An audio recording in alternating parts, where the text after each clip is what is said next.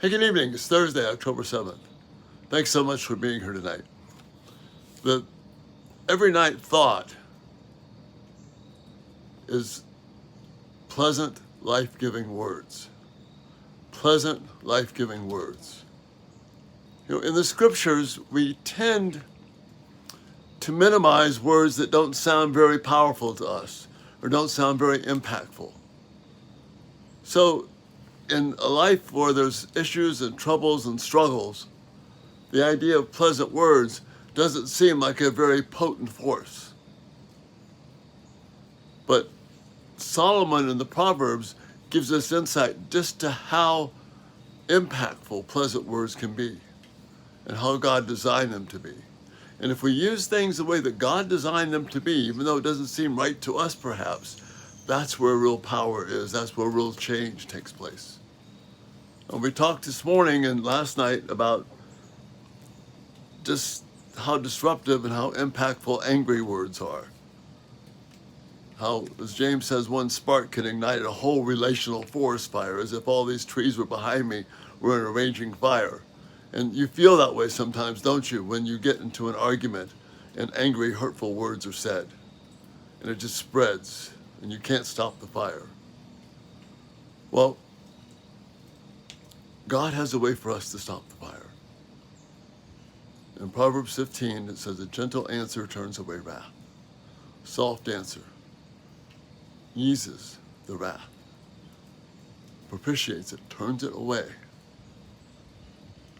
And then in Proverbs 16, verses 20 to 24, we get a beautiful picture of just how a gentle word turns away wrath. Why, if you've said angry words, how you can trust God with the life-giving power of pleasant words. Trust Him to make a difference. And that's what we have a difference for. I hear a pileated woodpecker in the background. It's really cool.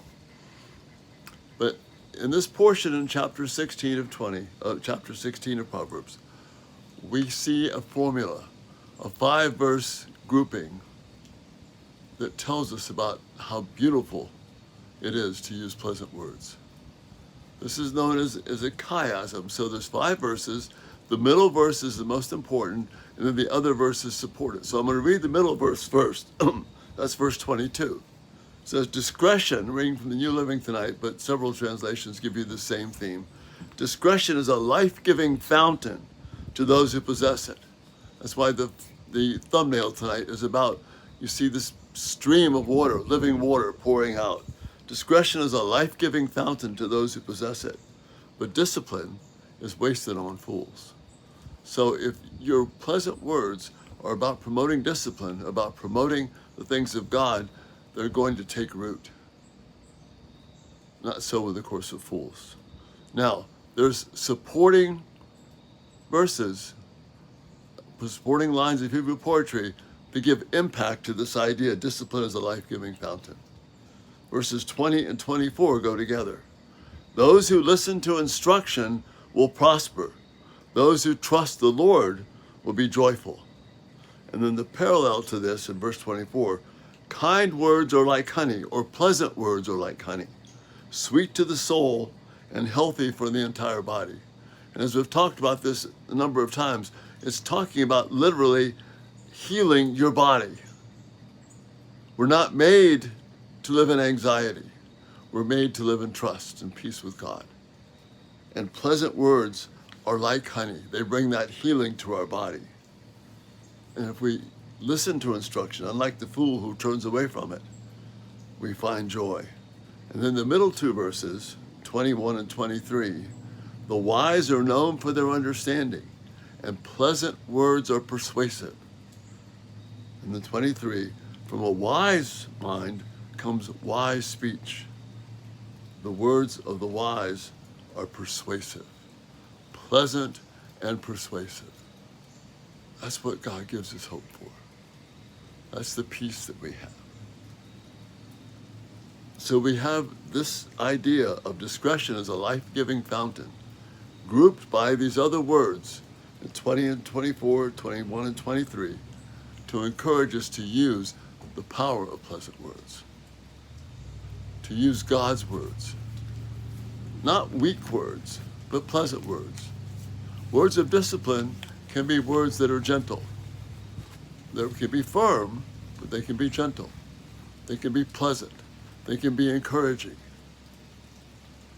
We can go between being angry, you shouldn't do that, or, hey, there's another way we can do this that's going to be not quite so hard. And that God's given us a way to do this in a way that's better for both of us. Just the tone is huge. And pleasant words promote that. Pleasant words are life-giving words. And we're going to talk more detail about it.